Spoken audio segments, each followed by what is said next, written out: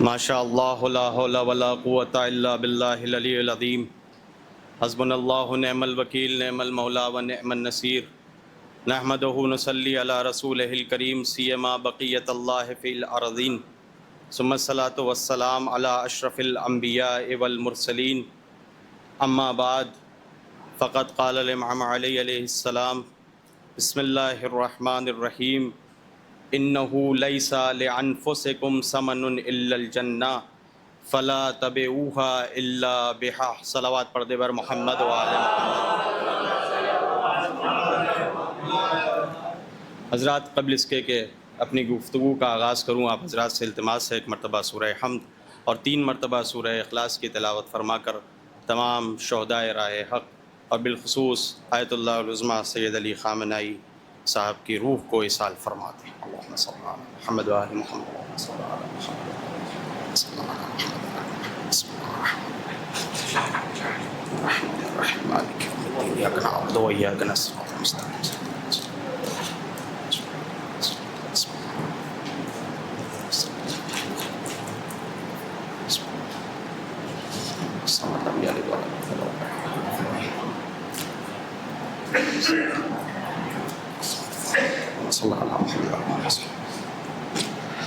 صلوات پڑھتے ہیں عظمت آل محمد۔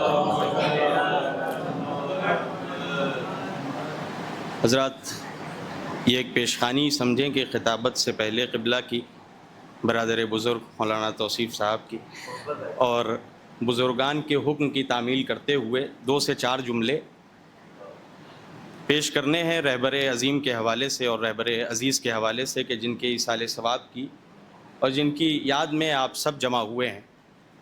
اسی لیے میں نے ایک امام کی بڑی مشہور و معروف حدیث کو عنوان سخن کے طور پر پیش کیا کہ جس میں امام ارشاد فرماتے ہیں کہ انہ لیس لانفسکم ثمن الا الجنہ، تمہارے نفس کی قیمت جو ہے وہ سوائے جنت کے کچھ نہیں، لہٰذا اگر اسے کبھی تم بیچنا تو جنت کے سوا کسی اور چیز کے عوض نہ بیچنا۔ امام بتانا کیا چاہ رہے ہیں کہ دیکھو، یہ نفس جو ہے، انسان کو اللہ نے، ہر انسان کو نفس دیا اور یہ نفس پاک و پاکیزہ بنا کر بھیجا، اور یہ نفس جب انسان کو اللہ نے عطا کیا تو بالکل صاف تھا، ایک آئینے کے مانند، لیکن جب یہ دنیا میں آیا تو گمراہیوں کے دلدل میں دھستا چلا گیا اور گمراہیوں کے راستے پر چلتا چلا گیا۔ لیکن کیا ہم بھی اسی راستے پر چلتے چلے گئے کہ جہاں گمراہیوں کا راستہ تھا، جہاں گمراہیوں کا دلدل تھا؟ کہا نہیں۔ کہا کیوں؟ کیونکہ ہم اس قوم کے ماننے والے ہیں یا اس شخص کے ماننے والے ہیں۔ کہا لفظوں کو یا پھر بدل کے کہہ دوں کہ اگر ہم چاہتے ہیں اپنے نفس کو جنت کا خریدار بنانا تو پھر کیا کرنا ہوگا؟ صرف اور صرف ایک آیت کا مطالعہ کرنا ہوگا، کوئی اور نہیں، بلکہ آپ روز اپنی مجلسوں میں سنا کرتے ہیں۔ کہا ہم ایک آیت کو قرآن کی پڑھیں کہ کوئی ایسا نفس تلاش کریں، کوئی ایسا نفس تلاش کرے کہ جس سے ہم اپنے نفس کو منسلک کر دیں اور جنت کے حقیقی خریدار بن جائیں۔ کہا ہمیں کوئی اور آیت نظر نہیں آئی بلکہ ایک آیت نظر آئی، یا ایتھا النفس المطمئنہ ارجعی الی ربک راضیۃ مرضیہ۔ کہا آؤ کربلا والوں سے اپنے نفس کو اس نفس سے ملا دو تاکہ جنت تمہاری خریدار بن سکے۔ صلوات پڑھ دے بر محمد و آل محمد، تاکہ تمہارے نفس کی جنت خریدار بن سکے۔ اور ہم نے دیکھا اس دور حاضر میں کہ جس کی یاد میں آپ سب جمع ہوئے، ہم سب اکٹھا ہوئے، کہ وہ شخص، وہ شخصیت، اس نے اپنے نفس کو اس نفس مطمئنہ سے ایسا ملایا کہ سامنے بیعت کا مطالبہ ہوتا رہا، لیکن یہ پیغام دے دیا کہ دیکھو ہم راہ حق پہ چلنے والے ہیں، ہم حسین کے مشن کو آگے لے کر بڑھنے والے ہیں۔ یا لفظوں کو بدل کر کہہ دوں کہ آپ رہبر کی اگر آخری تقریر سنیں تو رہبر فرماتے ہیں کہ ہماری جنگ جو اب ہوگی وہ عاشورائی طرز پہ ہوگی۔ کیا کہنا چاہتے ہیں مجھے سمجھ میں نہیں آیا جب رہبر کی تقریر سنی، لیکن بعد میں رہبر کی شہادت کے یہ پیغام مل گیا کہ دیکھو کل دور حسین میں ایک یزید تھا کہ جس کی فکر جاگی تھی اور اسلام کو مٹانا چاہ رہا تھا. توجہ چاہتا ہوں, اسلام کو مٹانا چاہ رہا تھا, لیکن حسین نے آگے بڑھ کر یہ اعلان کر دیا, اے یزید سن, تو چاہتا ہے کہ حسین کو مٹا دے گا, اسلام ختم ہو جائے گا, لیکن یاد رکھنا کہ حسین تیری بیعت نہیں کرے گا, سر ضرور جھکا کے, سر نہیں جھکائے گا بلکہ اپنا سر ضرور کٹا دے گا, راہ حق میں شہادت کا جام نوش کر لے گا. اور آج دنیا نے دیکھا کہ رہبر عزیز نے اسی راستے پر چلتے ہوئے, اسی راستے پہ چلتے ہوئے, اسی مشن کو آگے بڑھاتے ہوئے, اسی حق کے پیغام کو پہنچاتے ہوئے یہ اعلان کر دیا کہ دیکھو, نہ کل کا یزید حسین کے سامنے یزید آیا تھا, نہ کل کے حسین نے بیعت کی تھی, اور آج کا ایک یزیدی مزاج جاگ رہا ہے, یزیدی فکر بیدار ہو رہی ہے, یزیدی فکر پنپ رہی ہے. لیکن یاد رکھنا, ہم کربلا کے مشن کو لے کر چل رہے ہیں, ہم کربلا کی فکر کو آگے لے کر چل رہے ہیں. نہ کل کا یزید حسین کو مٹا سکا تھا, نہ آج کی یزیدی فکریں حسینی مزاج کو مٹا سکتی ہیں. صلوات پڑھ دے بر محمد و آل محمد. نہ کل کا یزید حسین کو مٹا سکا تھا, اور نہ آج کی یزیدی فکریں حسینی فکروں کو مٹا سکتی ہیں. اس وقت رہبر کا یہ بیان سمجھ میں نہیں آیا, لیکن رہبر کی شہادت کے بعد جب تقریر کو آپ غور سے سنیں تو سمجھ میں آتا ہے کہ رہبر کی شہادت نے کتنے کو چہروں سے نقاب اتار لیے. اور نقاب کس طریقے سے, ایک جملہ کہہ کر گزر جاؤں اور یہیں پر اپنی گفتگو کو تمام کر دوں گا کہ کون اصلی مسلمان ہے اور کون نقلی مسلمان ہے, کون اصلی مسلمان ہے, کون نقلی مسلمان ہے, یا لفظوں کو اور آسان کر دوں, کون اصلی مسلمان ہے, کون نقلی مسلمان ہے. کا سمجھ میں نہیں آیا, لیکن جب یہ چہرے سے نقاب اترے تو سمجھ میں آیا کہ کعبے کی کمائی سے شراب پینے والے مسلمان اور ہیں, اور اپنی جان کو اسلام کی راہ میں قربان کر دینے والے مسلمان اور ہیں. ایک صلوات پڑھ دے بر محمد و آل محمد. یا ایک فکرہ اور کہہ دوں کہ رہبر کی شہادت نے یہ اور پیغام دے دیا کہ آج ساری عوام اور ساری زبان یہ اعلان کر رہی ہے کہ آپ اگر دیکھیں سوشل میڈیا پہ کتنا بیان پھیلا ہوا ہے کہ ایران 56 ملکوں کی ایک لوتا بھائی ہے. ہم اس بات سے متفق نہیں. کیوں؟ کیونکہ ہم اس قوم کے ماننے والے ہیں, اس قوم میں رہنے والے ہیں, اور ایسے کو ماننے والے ہیں کہ جہاں بھائی بھی بہادر ہے, بہن بھی بہادر ہے. جہاں بھائی بھی بہادر ہے, بہن بھی بہادر ہے. کہا ہو کربلا دیکھو, ایک بھائی نے اگر کربلا فتح کی تو زینب نے شام فتح کی. ایک صلوات پڑھ دے بر محمد و آل محمد. کہا بھائی نے اگر کربلا فتح کی تو بہن نے شام فتح کی. اور یہیں پر اپنی گفتگو کا اختتام کروں کہ رہبر کا اگر ہم بیان سنیں تو رہبر نے اپنی تقریروں میں, مختصر سی تقریروں میں کیا پیغام دے دیا. آپ سب کی دعاؤں سے, چونکہ ہمارے سب بزرگ موجود ہیں, ان سب کی دعاؤں سے 2 دفعہ رہبر کی زیارت کا شرف حاصل ہوا. اور جب بھی رہبر کی زیارت ہوتی تھی تو اس میں ایک فقرہ عوام ضرور کہا کرتی تھی کہ جانم فدائے رہبر, ہماری جانیں رہبر پر قربان ہوں. کون ایسا رہبر ملے گا, کون ایسا لیڈر ملے گا کہ جب یہ رہبر کے سامنے جملہ کہا جاتا تھا تو رہبر کا صراحتاً ایک جو فقرہ ہوتا تھا کہ ہمارے اوپر جان قربان کرنے کے بجائے اسلام پہ جان قربان کرو. کہاں سے ایسا رہبر لاؤ گے؟ اسی لیے ایک شعر پر اپنی گفتگو کا اختتام کرتا ہوں کہ ہزاروں سال نرگس اپنی بے نوری پہ روتی ہے, بڑی مشکل سے ہوتا ہے چمن میں دیدہ ور پیدا. فقط والسلام ورحمۃ اللہ وبرکاتہ.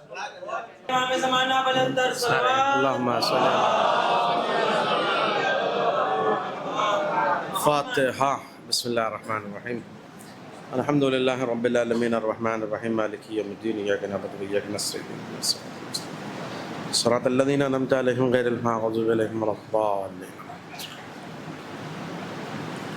لا حول ولا قوة الا باللہ العلی العظیم. اعوذ باللہ من الشیطان الرجیم. بسم الله الرحمن الرحيم الحمد لله الذي لا يبلغ مدحته القائلون ولا يحسن نعمه العادون ولا يؤدي حقه المجتهدون الذي لا يدركه بعد الهمم ولا ينال غوص الفتن الذي ليس لصفته حد محدود ولا نعت موجود ولا وقت معدود ولا أجل ممدود فطر الخلائق بقدرته ونشر الرياح برحمته وبتدى بالصخور ما يدان أرضه ثم الصلاة والسلام والتحية والإكرام على رسول الثقلين جد الحسنين نبي القاسم محمد وعلى آل بيته الطيبين الطاهرين المعصومين المظلومين المنتجبين المنتخبين لا لعنة الله على القوم الظالمين من اللعن إلى قيام يوم الدين. أما بعد فقد قال الله تعالى وتبارك في القرآن المجيد فرقانه الحميد وهو أصدق الصادقين وقوله الحق بالحق. بسم الله الرحمن الرحيم محمد رسول الله والذين معه أشداء على الكفار رحماء بينهم. صلوات پڑھ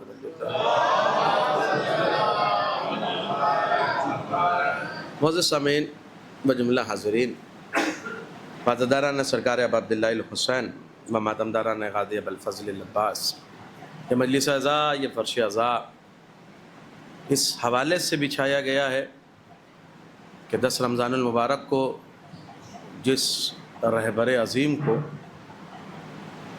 بزدلانہ طریقے سے اس وقت کے موجودہ زمانے کے یزید نے شہید کیا تھا، آج اسی مرد مجاہد کی چہلم کے حوالے سے اس مجلس اعزاء کا انعقاد ہے۔ دیکھیں، ظاہر سی بات ہے، اس فقرے پہ میں یہیں سے اپنے مقدمے پہ اپنے محترم مجمع کی توجہ چاہوں گا۔ شہادت صرف دنیا میں یوں ہی نہیں ہوتی ہے کسی کی بھی، شہادت جب بھی ہوتی ہے تو شہادت کرداروں کو اجاگر کرتی ہے، قاتل کے بھی کردار کو، مقتول کے بھی کردار کو۔ شہادت جب بھی دنیا میں ہوگی تو شہید ہونے والے پہ بھی تبصرہ ہوتا ہے، شہید کرنے والے پہ بھی تبصرہ ہوتا ہے۔ دنیا کے سامنے شہید ہونے والے کا بھی کردار پیش ہوتا ہے اور شہید کرنے والے کا بھی کردار پیش ہوتا ہے، اور اس میں نمایاں رول کس کا ہوتا ہے؟ کہ ظاہر سی بات ہے کہ جب بھی جنگ ہوتی ہے تو اس میں یا انسان قاتل کے ساتھ ہوتا ہے یا انسان مقتول کے ساتھ ہوتا ہے، ٹھیک ہے؟ یہی قرآن پڑھنے والوں کے درمیان کم سے کم تقسیم تو یہی ہے، ان کے وہاں کوئی تیسرا راستہ، یا آپ کا عمل آپ کو لے کے جنت میں جائے گا یا آپ کا عمل آپ کو لے کے جہنم میں جائے گا۔ اللہ نے منزل کوئی تیسری نہیں بنائی ہے تو راستہ کوئی تیسرا نہیں ہے، توجہ رکھیے گا، راستہ کوئی تیسرا نہیں ہے۔ اب جو یہ شہادت ہوئی اور اس مرد مجاہد کو شہید کیا گیا تو بہت سے اسلامی چہرے کے پیچھے جو منافق چھپے تھے، ان منافق کے چہرے سے اسلام کا پردہ اٹھ گیا۔ میں نے سورہ مبارکہ فتح کی 29ویں آیت پڑھی ہے، محمد الرسول اللہ۔ محمد کون ہے؟ اللہ کے رسول ہیں، والذین معہ، اور جو محمد کے ساتھ ہوگا، جو پیغمبر کے ساتھ ہوگا، جو پیغمبر کے مشن پہ پیغمبر کے ساتھ ہوگا، جو پیغمبر کے دین پر ہوگا، جو پیغمبر کے آئین پر ہوگا، جو پیغمبر کی شریعت پر ہوگا، اس کی صفت کیا ہے کہ اشداء علی الکفار، وہ کافروں کے مقابلے میں شیشہ پلائی ہوئی دیوار کے مانند کھڑا ہو جائے گا۔ وَالرُّحَمَاءُ بَيْنَهُمْ، اور اس کی دوسری صفت یہ ہے کہ آپس میں رحم دلی سے۔ تو یہ قرآن ہے، اس پر کسی کو اعتراض نہیں ہے، سب پڑھنا۔ اشداء علی الکفار وَالرُّحَمَاءُ بَيْنَهُمْ، یہ پیغمبر کے ساتھ رہنے والے کی پہلی صفت کہ پیغمبر کے ساتھ رہ رہے ہو تو کم از کم اب اس کے آگے بھی آیت کا فقرہ ہے مگر مجھے اسی پہ تبصرہ کرنا ہے. کم از کم یہ خصلت تمہارے وجود میں پیدا ہو کہ کافروں کے مقابلے میں ڈٹ کے کھڑے ہو جاؤ شدت کے ساتھ. ہاں اگر اپنوں کی بات ہے تو رحماء بینہم، تو اپنے لوگوں کے درمیان رحمت کے ساتھ اور رحم کے ساتھ اور رحم دلی کے ساتھ رہو. ابھی کچھ دنوں پہلے کویت میں پیدا ہونے والے ایک دنیا کے ٹاپ 10 کے قاری کہ جو 10 الگ الگ طریقوں سے قرآن پڑھنے کا ہنر جانتا ہے، جو جامع ازہر مصر کی جو یونیورسٹی ہے، جیسے قم میں جامعۃ المصطفیٰ ہے نا، انٹرنیشنل یونیورسٹی، پوری دنیا کے لوگ آتے ہیں جامعۃ المصطفیٰ میں پڑھنے کے لیے، ویسے ہی مصر میں ایک یونیورسٹی ہے جامع ازہر، پوری دنیا کے اہل سنت وہاں جاتے ہیں پڑھنے کے لیے. وہاں سے بہترین ڈگری ہولڈر نام کیا ہے؟ راشد العفاسی قاری. اور میں آپ سے سچائی بیان کر رہا ہوں، ایسا قاری کہ جس کی قرأت شیعہ بھی سنتے ہیں، اور صرف سنتے نہیں ہیں، لوگوں نے بیان کیا ہے تو معلوم ہوا کہ اس کے جیسے پڑھنے کی کوشش کرتے ہیں اور اسے آئیڈیل مانتے ہیں. اس نے ایک ٹویٹ کیا اپنے ٹویٹر ہینڈل سے. کس نے؟ اسی قاری نے، قرآن پڑھنے والے نے. نہیں، میں تھوڑا سا چونکہ مجلس ہے تو آپ کے مجلسی مزاج سے گفتگو کروں. اس نے اپنے ٹویٹر ہینڈل سے ایک ٹویٹ کیا. کس نے؟ حسبنا کتاب اللہ کا دعویٰ رکھنے والے نے، علی کی ولایت کے منکر اور قرآن کو کافی سمجھنے والے نے. اور وہ ٹویٹ کیا تھا؟ وہ ٹویٹ سنیے. وہ ٹویٹ یہ تھا کہ آج پریزیڈنٹ ٹرمپ، یا آج نہیں، پریزیڈنٹ ٹرمپ ایرانیوں پہ جہنم کے دروازے کھول دیں گے. پھر قرآن کی میں آیت پڑھ رہا ہوں. ہمیں شیعوں کے لیے ہو نہ ہو، آپ کے لیے تو ہے. آپ کے پاس تو یہی مبنا ہے، اس کے علاوہ تو کوئی مبنا نہیں ہے. محمد الرسول اللہ والذین معہ، محمد تو اللہ کے رسول ہیں، یہ تو طے بات ہے. محمد تم میں سے کسی کا باپ نہیں ہے سوائے سیدہ کے. وما محمد الا رسول، محمد تم میں سے کسی کا بڑا بھائی نہیں ہے سوائے علی ابن ابی طالب کے. وما محمد الا رسول، محمد صرف اللہ کے رسول ہیں، صرف اللہ کے رسول ہے. والذین معہ، اور جو محمد کے ساتھ ہوگا، یعنی صحابیت کا اور اسلام اور مسلمان ہونے کا پہلا معیار یہ ہے کہ اشداء علی الکفار. جب کافر کے مد مقابل آؤ تو قدم ڈگمگانے نہیں چاہیے، قدم ڈگمگانے نہیں چاہیے. وَالرُّحَمَاءُ بَيْنَهُمْ، وہ دوسرا پہلے تو اشداء علی الکفار، ان کے مقابلے میں شیشہ پلائی ہوئی دیوار کے مقابل مانند کھڑے ہو جاؤ. اب ہم نے دیکھا کہ انہوں نے ٹویٹ کر کے بتایا کہ آج اس نے لکھا ہے پریزیڈنٹ ٹرمپ. یہ انگلش زبان کی مجبوری ہے کہ پریزیڈنٹ لکھا. اگر ہم کو لگتا ہے کہ عربی میں لکھتے تو خلیفہ ہی لکھتے. کاش آپ بیدار ہو کے سن لیں. یہ تو زبان کی مجبوری ہو گئی کہ پریزیڈنٹ لکھنا پڑا. اگر عربی میں ٹویٹ کرتے تو ممکن تھا کہ خلیفہ ہی کہہ کے ٹویٹ کرتے، یہی کہہ کے خطاب کرتے کہ یہ ایرانیوں پر جہنم کے دروازے کھول دیں گے. میں نے کہا پہلے تو ٹھہریے، آپ سے گفتگو ہو جائے. اما کب ٹرمپ نے کلمہ پڑھا؟ کب محمد رسول اللہ پڑھا؟ کب قرآن پر ایمان لایا؟ چاہے امریکہ، چاہے اسرائیل، چاہے یہودی، چاہے نصارہ، یہ قرآن میں پروردگار عالم بار بار کہہ رہا ہے مسلمانوں کے سب سے بڑے دشمن ہے تو یہودی. مسلمانوں کے سب سے بڑے دشمن ہے تو یہودی.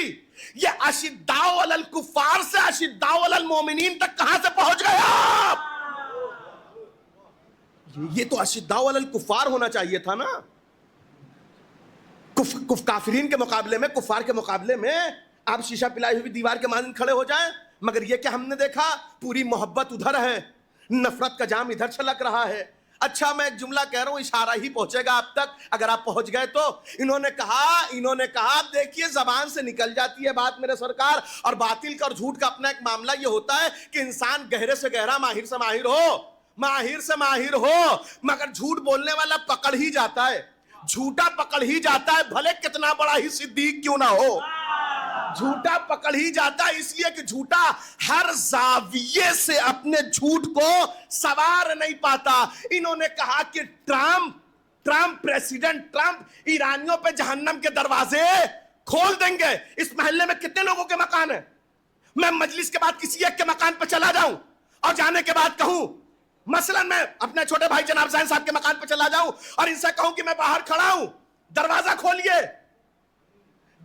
کھولیے, تو آپ یہ بتائیے دروازہ کھولے گا کون, جو اندر ہے یا باہر؟ کاش میری بات پہنچ جائے.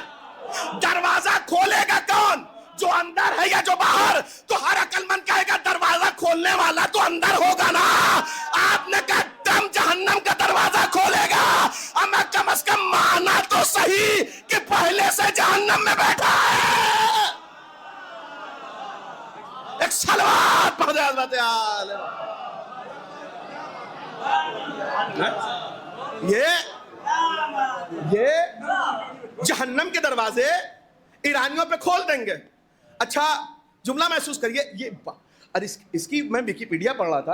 اب بہرحال اب جب ٹویٹ آتا ہے تو اب اس کی ویکیپیڈیا پڑھ رہا تھا, اب ایسی ڈگری اور ایسے فالوور, قسم خدا کی.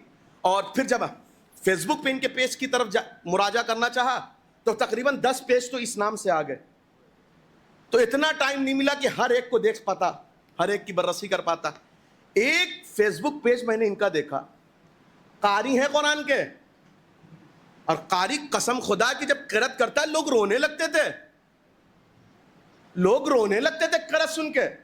جانے کے بعد جوان دیکھیے گا اس کی قرأت کا طریقہ, لہجہ دیکھیے گا, گریا کرنے لگتے تھے لوگ, گرویدہ ہو جاتے تھے لوگ اس کی قرأت سے. ایسا لہجہ. جب میں نے اس کی قرأت کی کچھ کلپ دیکھی تو مجھے شام کا ایک قاری یاد آیا, رسول کے نام پہ رونے والا, نواسہ رسول کا قتل کرنے والا. توجہ رکھیے گا, ایک مرتبہ جب اس کے حوالے سے تھوڑا سا پڑھا گیا اور معلوم کیا, اور میں نے خود نے جو دیکھا وہ یہ دیکھا کہ 2011 یا 12 میں اس نے یورپ میں کانسرٹ کیا تھا. اب مجھے نہیں پتا وہ پیج اس کا اپنا ہے یا اس کا اپنا نہیں ہے, میں بررسی نہیں کر پایا ہوں چونکہ 10 پیج تھے سامنے, اور 1-2 پیج پہ جب نظر گئی ہے تو انشاءاللہ تعالیٰ اس کے بعد اگر بررسی ہوگی تو دقیق ہوگی. انہوں نے دیکھا ایک پیج پہ پورا کانسرٹ. اب کانسرٹ مجھے نہیں پتا کسے کہتے ہیں, مگر کانسرٹ میں قرآن نہیں پڑھا جاتا. کانسرٹ میں میوزک, گانا باقاعدہ اس کا ایک کانسرٹ ہے. اس نے ایک نشید گائی ہے. نشید فارسی زبان کا لفظ ہے. اب یاسر صاحب بیٹھے ہوئے ہیں, قبلہ آزادہ صاحب بیٹھے ہوئے, پوچھیے نشید ترانہ کہیے ہماری زبان میں سمجھانے کے لیے, ترانہ کہیے. ایران کے خلاف قرآن کی آیتیں اٹھا کر اس نے ترانہ گنگنایا ہے. قرآن میں کہا تھا نا بسم اللہ الرحمن الرحیم تبت یدا ابی لہب, اسی طرح جیسے خدا نے کہا نا کہ ابو لہب کے ہاتھ ٹوٹ جائیں, اس نے ایک نشید ایک ترانہ گایا ہے کہ ایرانیوں کے ہاتھ ٹوٹ جائیں. میں جتنا دیکھ پایا ہوں اس کے بارے میں, جتنا اب تک میری نالج میں ہے, میں وہ پیش کرنے کی کوشش کر رہا ہوں. اسے پورا ایک ترانہ بنایا, اور ترانہ بنانے کے بعد اسے باقاعدہ ریلیز کیا ہے.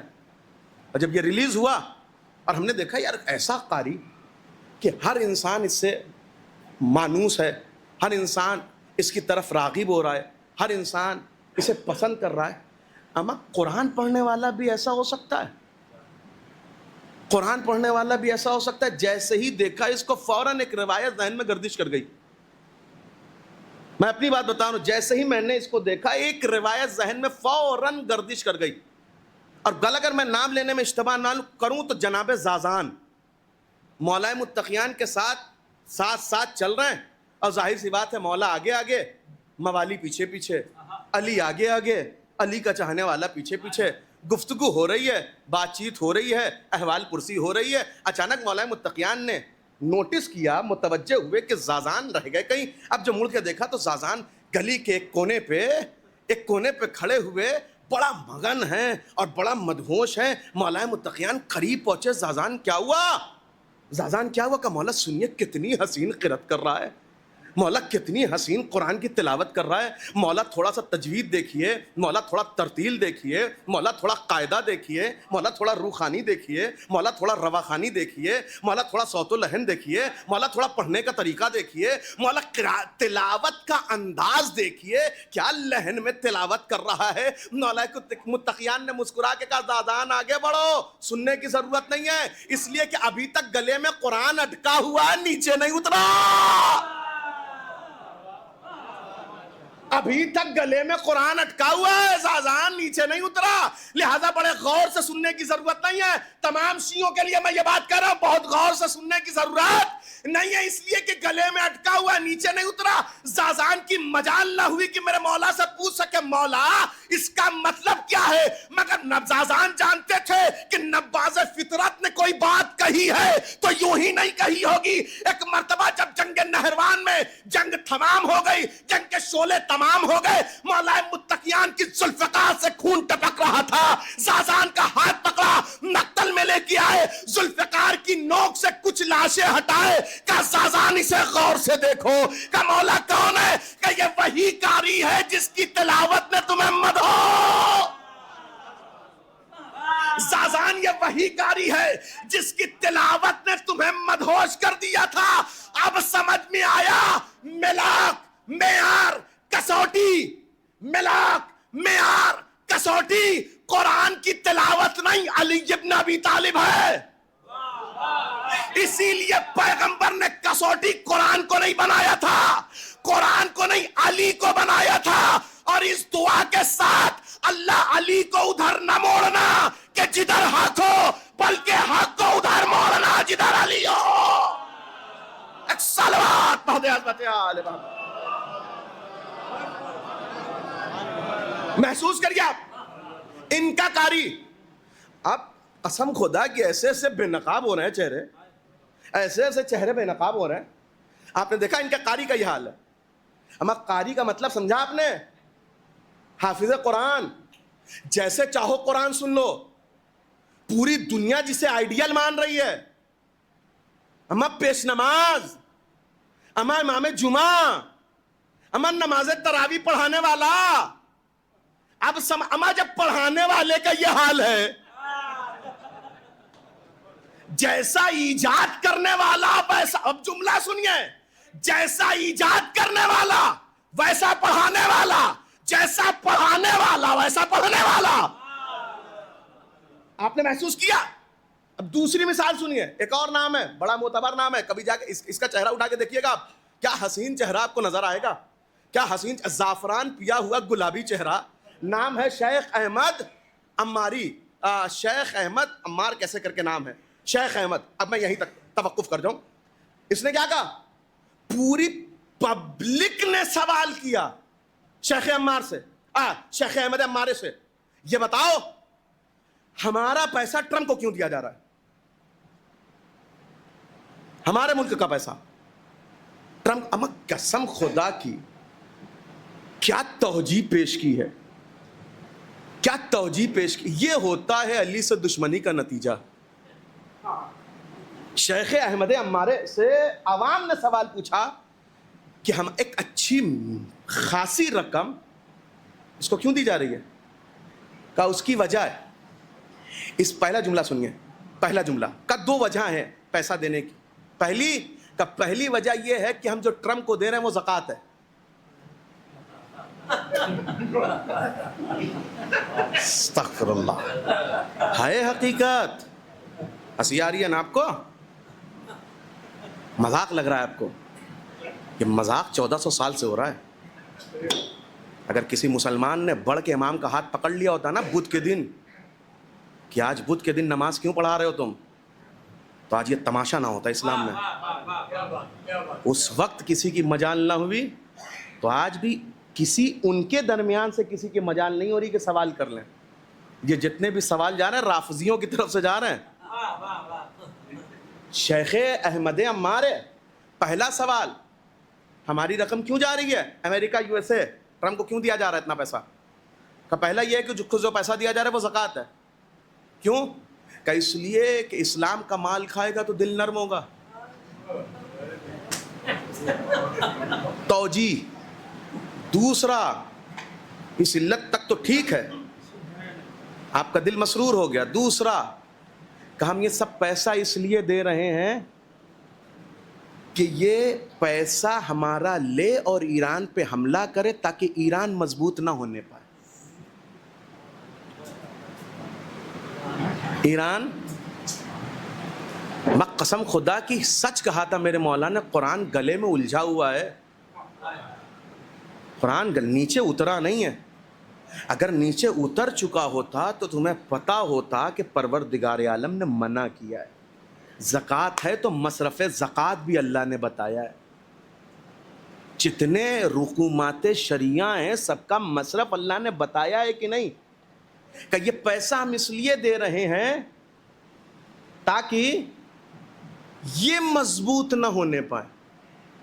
میں ایک ایک پوائنٹس آپ کی خدمت میں رکھ رہا ہوں، بہت جلدی میں اپنے نتیجے تک پہنچ جاؤں گا. تاکہ ایران مضبوط نہ ہونے پائے. اور کہیں نہ کہیں 40 سال سے انقلاب ایران کے بعد سے انہوں نے اپنی پوری بھومکا تیار کر لی تھی، اور ہر سال 2 سال میں ایک اچھا خاصا فساد اور ایک اچھے خاصے فتنے کی یہ بنیاد رکھتے تھے. مثلا کچھ سالوں سے اٹھا کے ایران کے حالات پڑھ لیجئے. آپ ایران کے کچھ سالوں سے پچھلے آپ حالات اٹھا کے دیکھ لیجئے. مثلا ایران میں عورتوں کو تعلیم سے محروم رکھا جاتا ہے. ایران میں عورتوں پہ ظلم ہوتا ہے. ایران میں عورتوں کو ستایا جاتا ہے. ایران میں مائنرٹیز کے ساتھ ایسا ہوتا ہے. ایران میں ویسا ہوتا ہے. ایران میں حکومت کے خلاف کوئی بول دے تو اسے ڈیٹین کر دیا جاتا ہے. ایران میں ضد انقلاب کو گولی مار دی جاتی ہے. ایران میں ضد انقلاب کو پھانسی پہ چڑھا. یہ سب کچھ ہے آج کی میڈیا میں. ٹھیک ہے. اب پھر میں لوٹوں. رہبر معظم نے ایک جملہ کہا تھا، اللہ اس شہید کی فکر کو باقی رکھے. اپنی زندگی میں ایک جملہ کہا تھا. غالباً 12 روزہ جنگ کے بعد یا کچھ بھی، جب بھی جنگ کے حوالے سے انہوں نے تبصرہ کیا تو میں نے خود نے ان کا یہ فقرہ سنا ہے. رہبر نے کہا تھا کہ اولاً تو مجھے نہیں لگتا کہ جنگ ہوگی، اور اگر جنگ ہوئی تو میری یہ بات یقین مان لو ملت ایران، میں ملت ایران کو خطاب کر کے کہہ رہا ہوں، ملت ایران اس بات پہ یقین کر لے، اگر یہ جنگ ہوئی تو میں یہ نہیں کہہ رہا کہ ایران کا نقصان نہیں ہوگا، مگر ایران سے کئی گنا نقصان دشمنان ایران کا ہوگا. پہلی بات. اور دنیا دیکھے گی کہ ایران کیسے نکھر کے سامنے آئے گا، ایران کا چہرہ کیسے کھل کے سامنے آئے گا. دنیا اگر یہ جنگ ہوئی، رہبر نے اپنی زندگی میں پیشن گوئی کی تھی، اگر یہ جنگ ہوئی تو دنیا دیکھے گی ایران کا سچا چہرہ دنیا کے، ایران کا حقیقی چہرہ دنیا کے سامنے، ولایت کا صحیح نظام دنیا کے سامنے آئے گا. قسم خدا کی اللہ کا کروڑ کروڑ احسان کہ اس نے ہمیں ایسے زمانے میں رکھا اور زندہ رکھا کہ ہم نے اس حقیقت کو اپنی نظروں سے دیکھا جو رہبر نے پیشن گوئی کی تھی. ہوا حملہ، ہوئی جنگ شروع، نقصان ایران کا ہوا، مگر اس سے کہیں گنا نقصان زیادہ دشمنوں کا ہوا. اور جو اسے ایران کے مٹانے کا سبب سمجھ رہے تھے جس جنگ کو، وہی جنگ ایران کے مضبوط ہونے کی وجہ بن گئی. اب پوری دنیا کا میڈیا ایران پہنچ رہا ہے، ایران پہ بات کر رہا ہے، ایران پہ تبصرہ کر رہا ہے. انہوں نے اپنے میڈیا کے ذریعے سب کچھ چھپا رکھا تھا، کوئی بات ہی نہیں ہوتی تھی، کوئی تبصرہ نہیں ہوتا تھا. اب ایران نے جنگ کے ذریعے پیغام پہنچایا. میزائل مارا تو میزائل کہہ کے، سپر سونک میزائل کہہ کے نہیں مارا، نام دیا خیبر پھر مارا.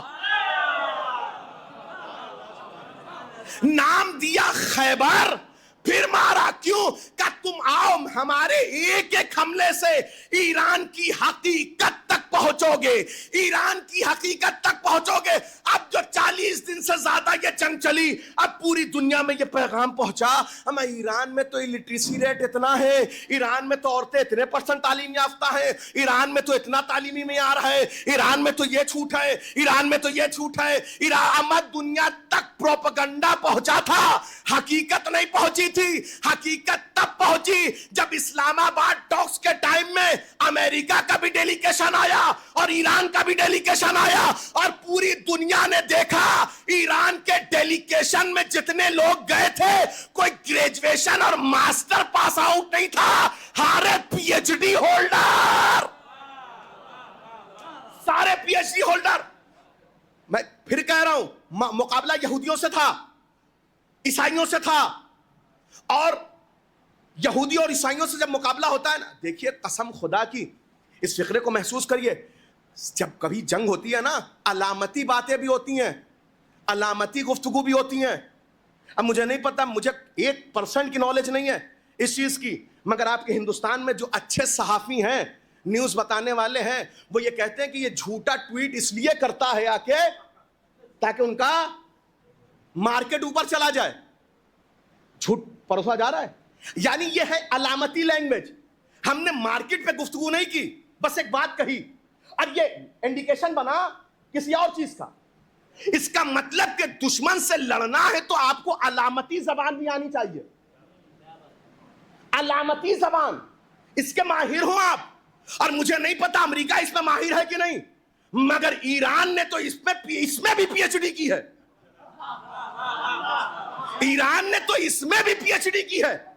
जब इस्लामाबाद टॉक्स में दोनों डेलीगेशन आमने सामने हुए, आप सच बताइए, ईरान का जो क्राफ्ट गया था उसमें सीट कितनी थी? उतने लोग थे का उतने लोग नहीं थे? उतने लोग लेके ये डेलीगेशन में नहीं गए थे, मगर कोई सीट खाली लेके नहीं गए थे। काश मेरी बात पहुंचे, मैं जहां से गुफ्तगू कर रहा हूं, कोई सीट खाली लेके नहीं गए थे। हर सीट पर मीनाब के स्कूल में जो मिसाइल मारी गई थी, उसमें शहीद होने वाले बच्चे और बच्चियों का स्कूली बैग, उनके जूते, उनकी किताब, जो भी सामान खून आलूद इन्हें मिला, वो एक सीट पर उसकी फोटो के साथ सजा के लेके गए।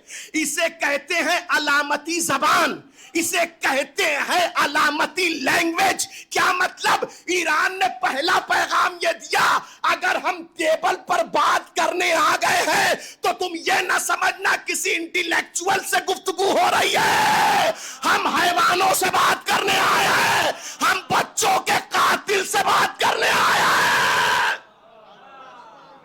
पहली बात, पैगाम ये मत समझना कि किसी पढ़े लिखे से बात हो रही है, वो लेके नहीं आया ऐसा कुछ, मगर ये क्यों लेके गए? अलामती लैंग्वेज, अलामती लैंग्वेज। अब उसके बाद क्या हुआ? अब जुमला महसूस करिए, मैं जुमला अक्सर कहता हूं, और इस फिक्रे पर तवज्जो। यजीद चाहे किसी जमाने का हो, उसका चेहरा बदलता है, मकसद नहीं बदलता। यजीद चाहे किसी जमाने का हो, यजीद चाहे किसी जमाने का हो, उसका चेहरा बदलता है, उसका नाम बदलता है, किरदार नहीं बदलता, मिशन नहीं बदलता। कल के यजीद ने, जुमला महसूस करिएगा, कल के यजीद ने, फिर कह रहा हूं, कल के यजीद ने इमाम हुसैन को 3 दिन प्यासा रखा, भूखा रखा, फुरात से खेमे हटा दिए गए, बच्चों पे पहरा बिठा दिया गया, सब कुछ किया कल के यजीद ने। क्यों किया? ये कल करबला में यजीद ने क्यों किया था? अगर मैं एक फिक्रे में अपना पैगाम पहुंचा पाऊं, कल के यजीद ने ये सब कुछ क्यों किया था? आपकी जबान में, आपकी सादा जबान में कह रहा हूं, कल के यजीद ने प्यासा इसलिए रखा, भूखा इसलिए रखा, फुरात से खेमे इसलिए हटाए कि हुसैन को घुटनों पे ले आए। प्यासा इसलिए रखा कि हुसैन घुटनों पे आ जाए, भूखा इसलिए रखा कि हुसैन घुटनों पे आ जाए, नहरे फुरात से पहरे इसलिए हटाए गए कि हुसैन घुटनों पे आ जाए, लश्कर पे लश्कर इसलिए बुलाया गया कि हुसैन घुटनों पे आ जाए, शब आशूर हमले की तैयारी इसलिए हुई कि हुसैन घुटनों पे आ जाए। कल के यजीद ने ये सब कुछ इसलिए किया था कि हुसैन घुटनों पे आ जाए, मगर वो उसे डरा, हालांकि वो उसे घुटनों पे नहीं ला पाया जो घुटनियों पे चल रहा था। कल के यजीद ने ये सब कुछ इसलिए किया था कि हुसैन को घुटनों पे ले आए, दरा हालांकि वो उसे घुटनों पे नहीं ला पाया, جو گھٹنیوں پہ چل رہا تھا. 40 سال سے آج کے یزید نے بھی یہی کیا ہے. جتنے چاہے بش ہو, چاہے اوباما ہو, چاہے جتنے گزرے ہیں, چاہے جو بائیڈن ہو, جتنے یزیدی مزاج کے گزرے ہیں, 40 سال سے انہوں نے بھی یہی کیا. پہروں پہ پہرا بٹھایا, سینکشن پہ سینکشن لگایا, پہروں پہ پہرا بٹھایا, پابندیوں پہ پابندیاں لگائی. 40 سال سے پوری دنیا نے ایران پہ پابندیاں اس لیے لگائی تھی کہ حسینیوں کو گھٹنوں پہ لے آئے, حسینیوں کو گھٹنوں پہ لے آئے. اما ٹریڈ پہ پہرا ہو گیا, ٹریڈ پہ سینکشن ہو گیا, بزنس پہ پہرا ہو گیا, آئل پہ پہرا ہو گیا, گیس پہ پہرا ہو گیا.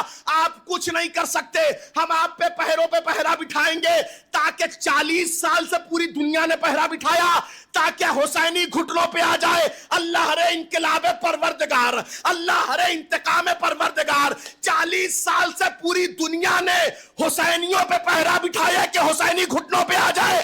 اما حسینیوں نے 1 مہینہ پہرا بٹھایا, دنیا گھٹنوں پہ آ گئی.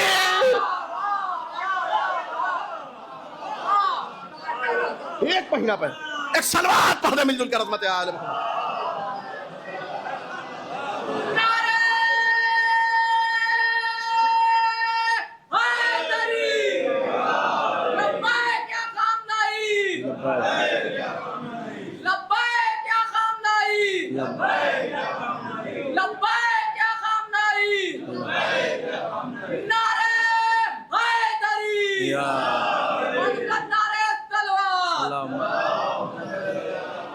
اب آپ کے مزاج کا ایک فقرہ اشارتاً عرض کر کے آگے بڑھتا ہوں. حسینیوں نے 1 مہینہ پہرا بٹھایا اور ہماری نظروں نے دیکھا پوری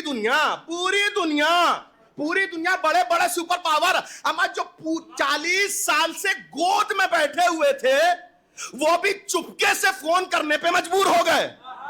اما اس سے بڑا جملہ کیا عرض کروں, اما وشو گرو ہو کے مجبور ہو گیا. وشو گرو ہو کے مجبور ہو گیا. 1 مہینہ حسینیوں نے پہرا بٹھایا. پوری دنیا جملہ محسوس کریے گا, پوری دنیا گھٹنوں پہ آ گئی. اب ایک اشارہ کر رہا ہوں, پہنچ جائے اگر بات. مجھے اللہ نہ کرے کسی کی کسی سے دشمنی ہو, اور بے وقوف سے تو کسی کی نہ ہو. خدا نہ کرے کسی کی کسی سے دشمنی ہو, اور خدا نہ کرے کہ کسی جاہل و کسی بے وقوف سے کسی کی دشمنی ہو جائے. یہی نتیجہ ہوگا جو آج ہماری نظریں دیکھ رہی ہیں. اگر کوئی بے وقوف کسی کا نادان دشمن ہے, بے وقوف دشمن ہے, تو وہ آیا اور اس نے کہا جاہل ہے, پڑھا لکھا نہیں ہے, سمجھدار نہیں ہے, انٹلیکچوئل نہیں ہے. اس نے کہا کہ ایسا ہے کہ آج میں اپنے دشمن کے گھر جا رہا ہوں, اپنے دشمن کے گھر جا رہا ہوں, اور اسے اپنے گھر سے نکالوں گا اور اس کے گھر کے باہر بلاؤں گا, اور بلانے کے بعد اس کے گھر پہ اس سے جھگڑا کروں گا. اب مگر جب اپنے دشمن کے گھر پہ پہنچا, اللہ نہ کرے کسی کی کسی سے دشمنی ہو, مگر جب دشمن کے گھر پہ پہنچا یہ بے وقوف نادان جاہل, تو کیا دیکھا کہ گھر پہ تالا لگا ہے. اس نے کہا ہم دشمنی نکالیں گے. جہاں تالا لگا تھا وہاں ایک تالا اور لگا دیا. کاش میری بات پہنچے. جہاں تالا لگا تھا وہاں ایک تالا اور لگا دیا, اور تالا لگانے کے بعد کہا ہم نے تو اپنے دشمن کو اس کے گھر میں بند کر دیا. دنیا نے مسکرا کے کہا تالا پہلے سے لگا تھا. ہمیں یہی حال ہے ہرمز کا, جہاں تالا پہلے سے لگا تھا یہ دوبارہ تالا لگا کے خوش ہو رہے ہیں. ایک صلوات پڑھ دے حضرت آل محمد پہ. جملہ محسوس کیا آپ نے؟ جہاں پہلے سے لاک لگا ہوا تھا, پابندیاں عائد تھی, اور یہ اپنے آپ کو, اب جملہ محسوس کریے, نتیجے سے قریب ہو گئی گفتگو. اس بات پہ توجہ, یہ جو مزاج آپ دیکھ رہے ہیں نا, یہ جو حقیقت آپ دیکھ رہے ہیں نا, ایسا نہیں ہے. اما کسی کی بات سنیے تو اس کا مزاج سمجھ میں آتا ہے. کس کی مزاج؟ اللہ نہ کرے مگر دنیا کا قانون یہی ہے کہ 60 سال کے بعد سرکاریں چانس نہیں لیتی. دنیا کا قانون تو یہی ہے کہ 60 سال کے بعد. میں نے پچھلی سال محرم سے پہلے ببی بھائی کے وہاں مجلس پڑھتے ہوئے جملہ کہا تھا, بہت خوبصورت سا جملہ میں نے کہا تھا کہ کم از کم اسرائیل کو رہبر سے لڑنے سے پہلے ایک بار رہبر کی عمر دیکھنی چاہیے تھی. اس لیے کہ اسرائیل بنا ہے 1948 میں, ٹھیک ہے, 1948 میں. 78 سال بنیں گے, کتنے بنیں گے؟ 52 उधर 26 इधर, ठीक है, 77-78 साल। अब आप लड़ किससे रहे? 78, 78 साल की आपकी पैदाइश है, और जो सामने जिसे आप दुश्मन समझ रहे हैं वो 86 साल का है। मैंने पिछले साल एक जुमला कहा था, यानी आपकी नॉर्मल डिलीवरी हुई है कि सीजर से हुई है, ये सब कुछ रहबर को पता है। हर एक नब्ज से ये हमारे रहबर वाकिफ थे इजराइल के। आपकी विलादत इनके नजरों के सामने की है, आपकी विलादत इनके नजरों के सामने की है। जुमला महसूस करिएगा, जो बात मैं अपने मोहतरम मजमे तक पहुंचाना चाहता हूं। लिहाजा इन्होंने रहबर को शहीद, मैंने कहा ना किसी को बारे में सरकार चांस नहीं लेती 60 साल के बाद, लिहाजा पोस्ट कोई सी भी हो वो रिटायर कर ही देती है। अब बैठ के घर में खाओ, अब हम नहीं चांस लेंगे। वो तो इस्लाम है और अली के तालीम का असर है कि जब 60 साल से उम्र बढ़ती है तब अहले बैत कहते हैं अब इसकी अक्ल इस लायक हुई है, अब ये लेगा फैसला। हमारा जिस उम्र में दुनिया रिटायर करती है उस उम्र में अहले बैत अपॉइंट करते हैं। काश मेरी बात पहुंचे। जिस उम्र में दुनिया रिटायर करती है उस उम्र में अहले बैत अपॉइंट करते हैं। एक मर्तबा क्या हुआ, जुमला महसूस करिएगा, जुमला महसूस करिएगा। इंसान के फिक्रे बताते हैं 60 साल के बाद, मैंने कहा ना सरकारें चांस नहीं लेती, और अच्छा ऐसा इंसान अल्लाह ना करे हो ही जाता है, मगर क्या करिएगा, न्यूरो प्रॉब्लम है, चूंकि मेडिकल में है, बीमारी है। अब आपको खुदा ना खास्ता कोई एक ऐसा इंसान मिल जाए कि सुबह में मस्जिद में आपसे फजर में मुलाकात हो और वो कोई बात कह दें आपसे कि फला फला जगह हमारी रिश्तेदारी है और जो है वो इंतकाल हो गया और पहली गाड़ी से मैं निकल रहा हूँ। आपने बड़ा तसल्ली और दिलासा देते हुए मुसाफिया किया और दोपहर में देखा तो वो बेहतरीन कुर्ता पैजामा पहने और किंग खाब की सदरी पहने जा रहे हैं। आपने कहा खैरियत? तो वो वलीमे में जा रहे हैं, वो वलीमे में जा रहे हैं। आप सच बताइए आपके जहन में क्या गुजरेगी? आप कहेंगे ठीक है जाने दीजिए कोई बात नहीं, और फिर मगरिब के वक्त आए मजलिस का ऐलान करवा दें, मजलिस का ऐलान करवा दें मगरिब के बाद। आप कहेंगे इनके वहाँ हो क्या रहा है, और अगले दिन ही अकीका करवा दें अपने घर में किसी का। आप कहेंगे हुआ क्या ये? बच्चों से पूछा क्या बात है, वाली साहब खैरियत से हैं? अरे मैं जाने दीजिए बस, अब उनको अल्लाह अल्लाह करने दीजिए। क्यों? ये अंदाज़ा आपको कैसे लगा कि बच्चे से खैरियत आपने क्यों पूछी? क्या? इसलिए कि इनकी बातें ऑडियो वीडियो मैच नहीं कर रहा है, इनका अमल और इनकी बात। तो इंसान के अल्फाज उसके अक्ल का, इंसान के अल्फाज उसके अक्ल का। आप जितने दिन से जंग चल रही है ना उतने दिन से सिर्फ ट्विटर पे जाके ट्रम्प का ट्विटर हैंडल पढ़िए, ये पढ़ के देखिए एक बार, सिर्फ पढ़ के एक बार देखिए। दिन में कुछ, दोपहर में कुछ, दोपहर में कुछ, रात में कुछ। और जब हद से ज्यादा खुमार बढ़ा या महंगी वाली चढ़ी तो आज की रात तो ईरानियों पे कयामत की है, आज की रात ईरानियों पे कयामत की है। और ऐसा माहौल बना दिया कि पूरी दुनिया घबरा रही है कि ईरानी आज की रात नहीं काट पाएंगे, ईरानियन आज की रात नहीं काट पाएंगे, ईरानियन आज की रात नहीं काट पाएंगे, ईरानियन आज की रात नहीं काट पाएंगे। आज ईरानियों के लिए कयामत की रात। हमने कहा आपने पहचाना नहीं है, मध्य मुकाबिल में शिया है जिसने शब आशूर और शाम गरीबा काट ली, जिसने शब आशूर और शाम गरीबा काट ली। वो हर रात काट सकता है, वो हर रात काट सकता है। जुमला सुनिए, आखिरी फिक्रा खत्म हो गई गुफ्तगू। ये जब बिल्कुल मायूस हो गए, बिल्कुल मायूस हो गए दुनिया के जालिमीन, तो इन्होंने कहा कि अब हम सीधा लीडरों से बात नहीं करेंगे। आपकी हैसियत भी नहीं है कि आप लीडर से बात करें, आपकी हैसियत भी नहीं है, इसलिए कि आपके वहां टेबल पे एक गोली चली है और हमने टेबल के नीचे बैठे हुए लोगों को देखा है। एक गोली चली है और हमने टेबल के नीचे बैठे हुए लोगों को देखा है। आप जाके ईरान के चीफ जस्टिस को खुद की रैली में देखो, मिसाइल गिर रही है मगर ये आलिम बामल खड़ा है मैदान में।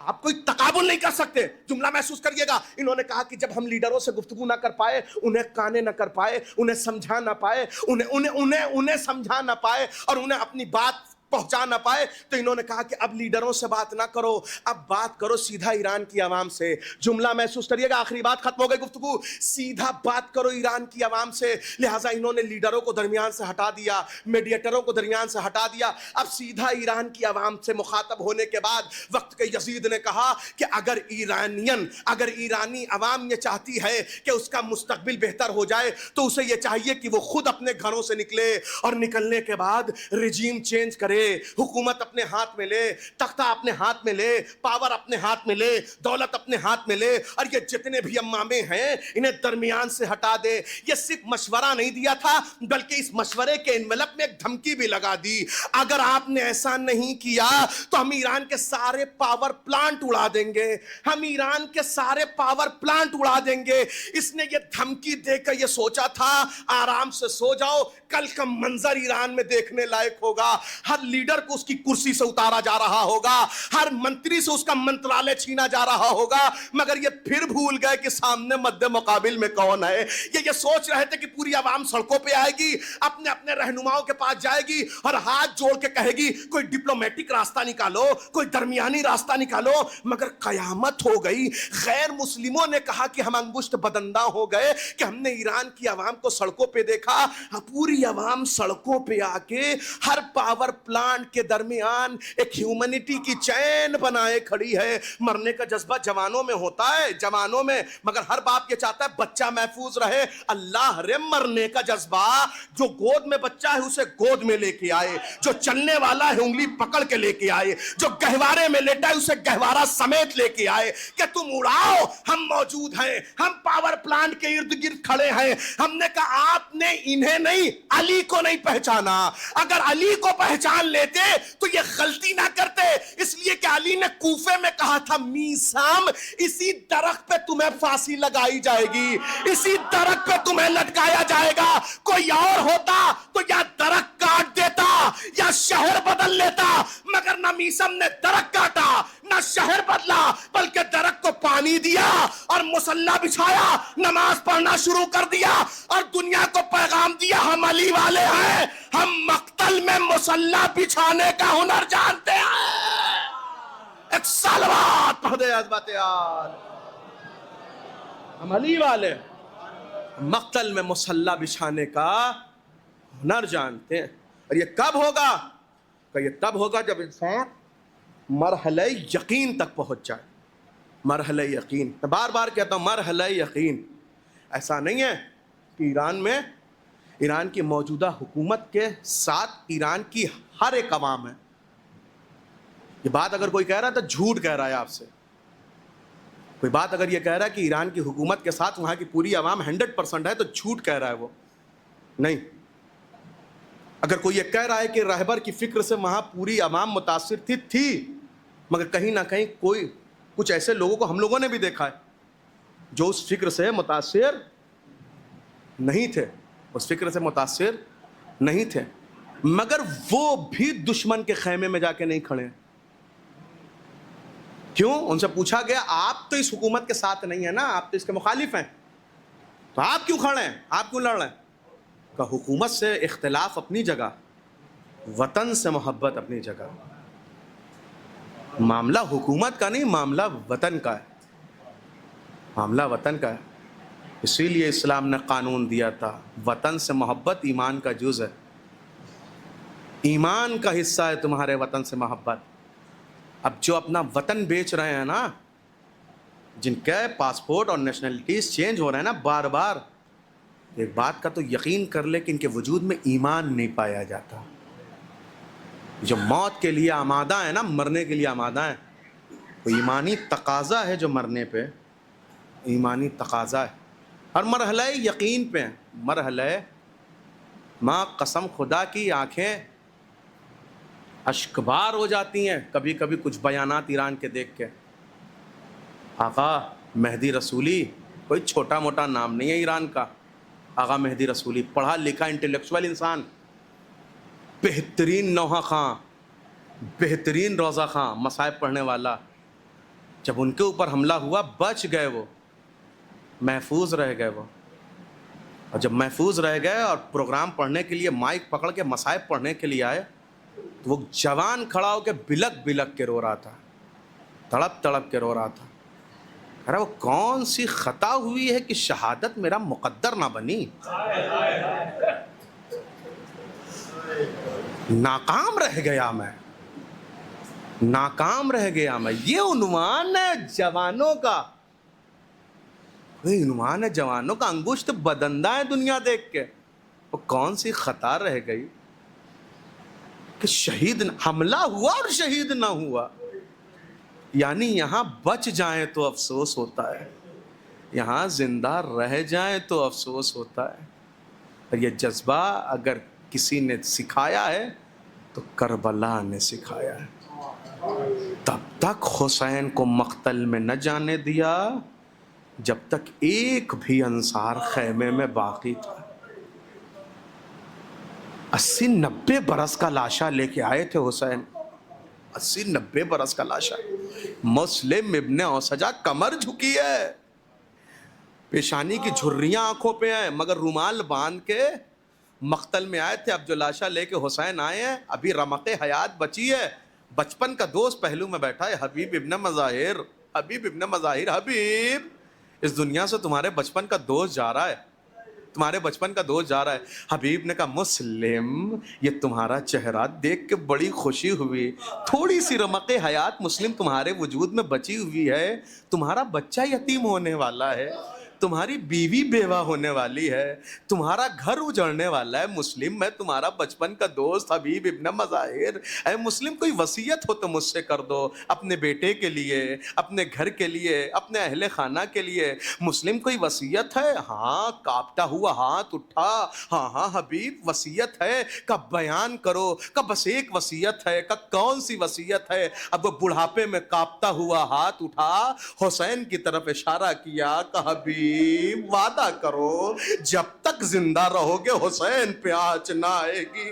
حبیب یہ زہرا کی بڑی قیمتی امانت ہے.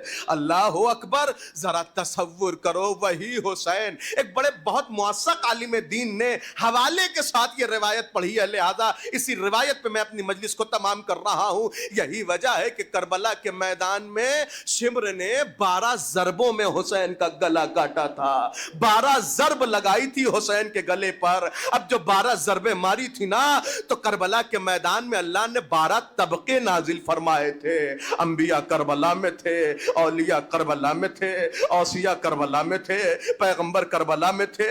اب عالم دین کہتے ہیں کہ جیسے ہی پہلا خنجر چلا حسین کے گلے پر، پہلی ضربت شمر ملعون نے ماری، آدم نے آگے بڑھ کے کہا ہے میرے مولا حسین، اے فرزند رسول اب آدم کو اجازت دے، اب یہ مصیبت کا منظر نہیں دیکھا جاتا.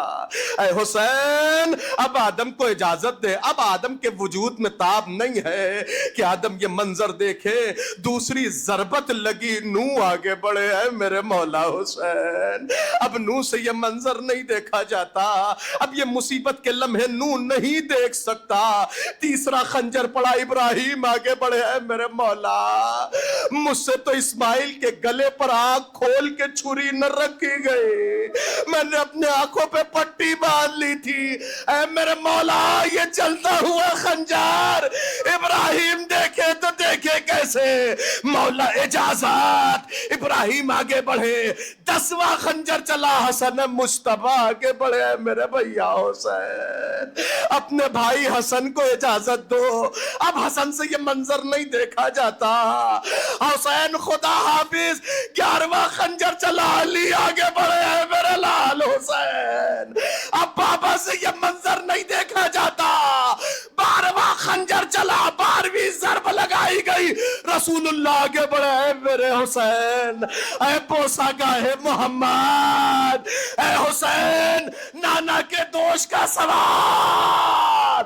حسین اب اپنی بوسا گاہ پہ شبر کا خنجر نہیں دیکھا جاتا. حسین خدا حافظ. اب یہ منظر میرے مظلوم امام نے دیکھا، بھیا چلے گئے، بابا چلے گئے، نانا چلے گئے، تڑپ کے کہا اب یقین ہو گیا حسین تنہا ہو گیا، اب یقین ہو گیا حسین اکیلا ہو گیا. اب یقین ہو گیا حسین غریب ہو گیا.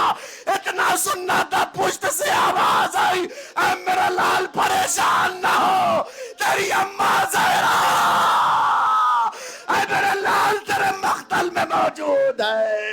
اے میرے حسین یہ تیری ماں اپنی آغوش پہ لائے. وَسَيَعْلَمُ الَّذِينَ ظَلَمُوا أَيَّ مُنْقَلَبٍ يَنْقَلِبُونَ إِنَّا لِلَّهِ وَإِنَّا إِلَيْهِ راجعون رضا بقضائه وتصحيبا لأمره. وسيعلم الذين ظلموا أي منقلب ينقلبون. جملہ حاضرین التماس کروں گا، التجا کروں گا، گزارش کروں گا ایک مرتبہ سورہ الحمد اور 3 مرتبہ سورہ توحید کی تلاوت فرما کر جملہ شہیدان راہ حق، شہیدان اسلام، بالخصوص آیت اللہ العظمیٰ سید علی الحسینی خامنئی رضوان اللہ تعالیٰ علیہ کی ارواح کو ایصال فرما دے. اللہم صلی علی محمد.